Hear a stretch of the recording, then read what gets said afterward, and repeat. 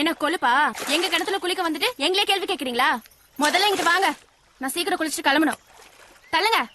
என்ன ரொம்ப சூடா இருக்கு? என்னது? இல்லங்க, பச்சை தண்ணி சொன்னங்க. அதானே. சும்மா பளிங்கு மாதிரில இருக்கு. என்னது?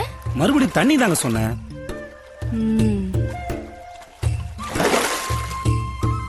ஏங்க எவ்வளவு நேரம் தேய்ச்சி குளிப்பீங்க? பாருங்க பச்சை தண்ணி எல்லாம் மஞ்சள் தண்ணி ஆயிடுச்சு.